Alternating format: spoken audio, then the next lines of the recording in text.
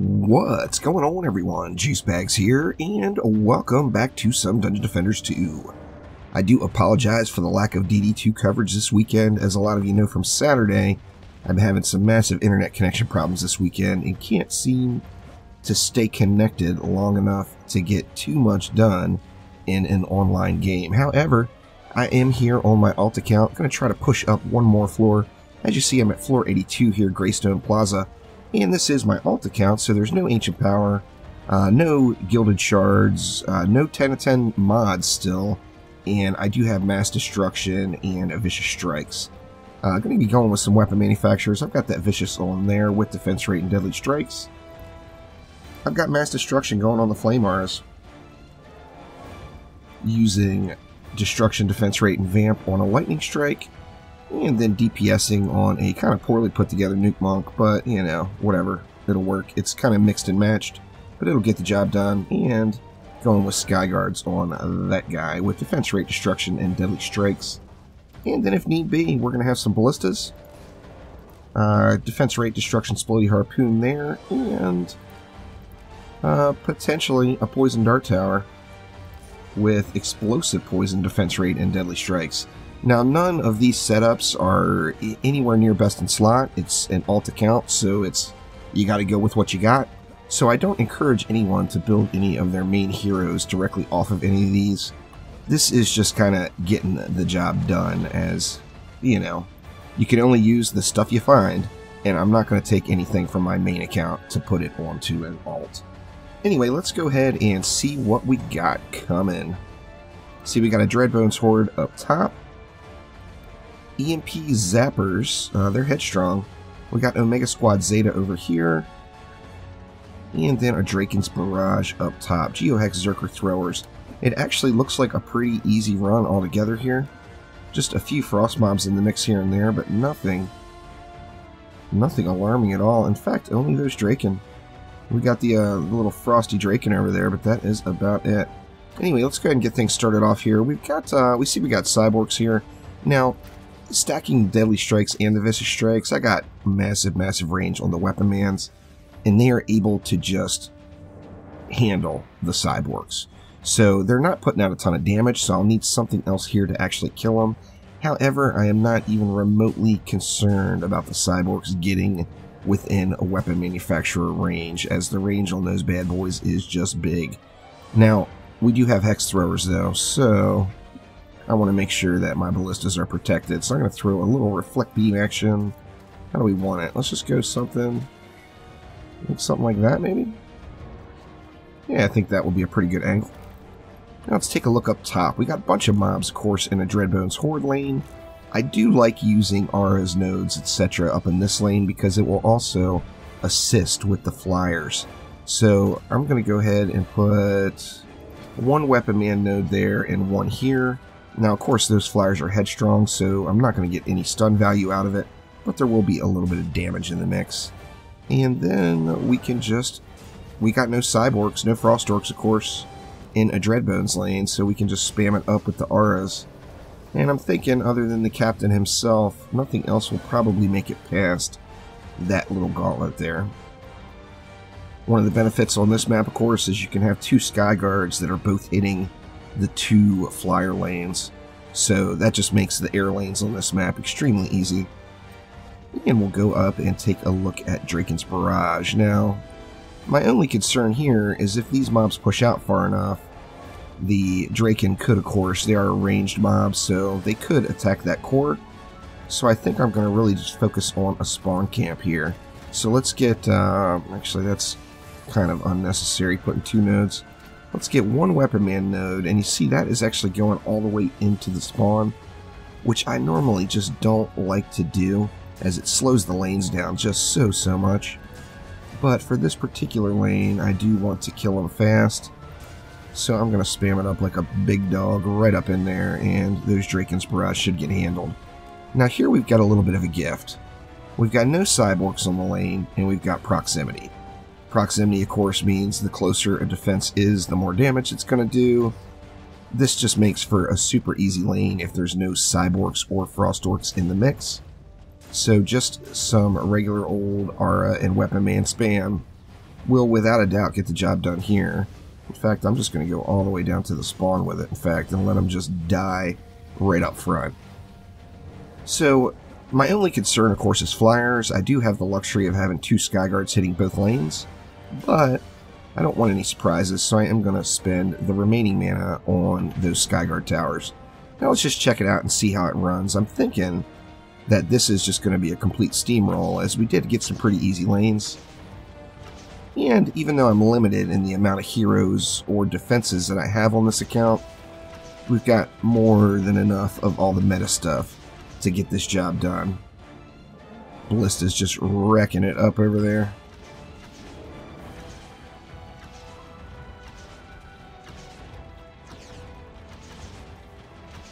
Yeah, it doesn't look like those cyborgs are going to make it anywhere near range of that node. Not with 3 ballistas firing into them for sure. Now we do have a captain. Let's see if the captain makes the entire loop. It looks like he's probably going to. He's got the diminishing returns stacking up on him big now from the shocking revelations. Actually, it looks like it just reset right there. Yeah, the captain, as expected, made the turn there. So nothing a few upgrades can't handle. Let me actually see. Did I put these down with the wrong hero? Yeah, that's the right hero for sure. So it just needs a little upgrade love over here, and then the captain should be automated as well. Let's see if we upgrade all of those. Actually, let's hit this front stuff one more time. There we go. So that should handle that. Let's check out Wave 2. Now, if Wave 2 goes relatively easy as Wave 1 does, I'll go ahead and jump forward to Wave 5 just to show you all the finished product here. But it looks like this is going to be pretty smooth map right here. At floor 82, I still have a couple floors to go till I get to the Lost Temple. Of course, the Lost Temple, there's so many different lanes, you're guaranteed to get at least one tough lane on the map. So I'm excited to get to that one and check it out and see how it does based off of how I did on floor 74, which was the last Lost Temple map. See, the captain's still making it through. Very nice.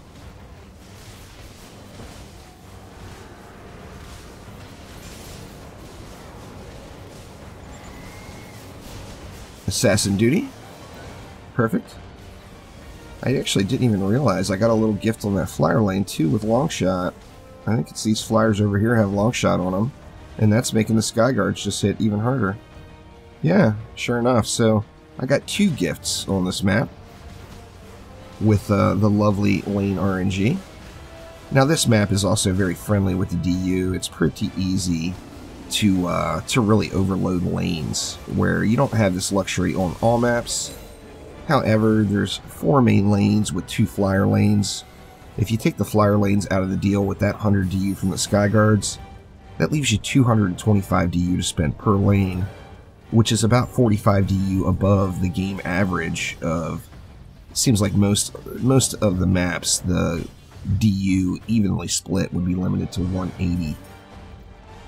And let's see, let's go ahead and throw a couple more ups on these lightning strikes, as I think, let's get this back one all the way up. I think the lightning strikes will help close the deal against the captain when the captain comes out. But anyway, let's go ahead and jump right on along to wave number 5 and get this map finished up. And wave 5 is finally here. Now, as you see here, I did have some EMP Kobolds sneak through and nail my Skyguard towers. Almost took that one out. So I'm just going to throw one more round of ups on those, and I think that will probably be resolved. And then this entire time I've been completely ignoring this bottom lane, and I'm going to continue to do so, as we've got, what, a Skelly boss over here. And I think it's time maybe to go ahead and just throw a little love and some more power onto these ballistas. So let's go ahead and get those ballistas knocked out. And what else do we have? We do have a boss down there, but it's Skarnash. So Skarnash, of course, is going to come to me, so I'm not concerned at all about Skarnash. Really, the only weak point that took any damage was the flyers, so let's just go ahead and go full bore into those Skyguards and hope that takes care of wave number 5. But let's see how it runs here. We should be to the point where it's just fully automated besides bosses at this point. The cyborgs are just getting wrecked. Let's take a look up here at the piratey lane. It looks like the piratey lane is getting pretty much destroyed too, where the only place I'm really going to have any chance at any issues here, I think, is just from the captain. And it actually appears the captain might be stuck. He is not making his way through. Come on, Mr. Captain, where you at? The mobs are still coming out, so I'm assuming he is just caught up in the pack. But the captain will be out here eventually. Is he moving at all? It actually doesn't look like he's moving much on the mini-map.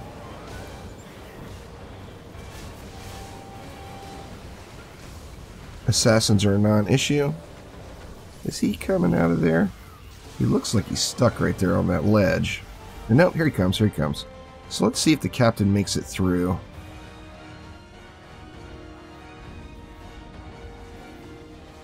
It looks like he's going to. Or no, he got owned right at the end. That last lightning strike aura got the job done. Plaguing Hawk coming now, and then a massive group of flyers. Let's take a look. I didn't actually see exactly how it went down on that flyer lane. I'm assuming it was that cobalt that's buried in the pack. What happened here? Oh, we had a Lady Orc sneak through. Now, Lady Orc came from the proximity lane. Wow. A Lady Orc made it from here through this, which is kind of surprising. That's a lot of power in that lane, on a proximity lane at that. Let's go ahead and get this Plaguing Hawk wrecked up. And there we go. So that was floor number 82 in Onslaught, Greystone Plaza. No Ancient Power, no Gilded Shards, no 10 of 10 mods. And love this map. This map is just wonderful for Onslaught, no doubt about it. So thank you all so much for watching. Make sure to click that like button. Please subscribe to the channel. I will be back at it with some more DD2. However, the rest of this weekend I am going to be grinding out some Satisfactory, as my opportunity to play it ends on Monday morning at 9 a.m. my time. So I want to make sure I get in as much Satisfactory as I can tonight. So thank you all once again, and I will see ya next time around. Take it easy.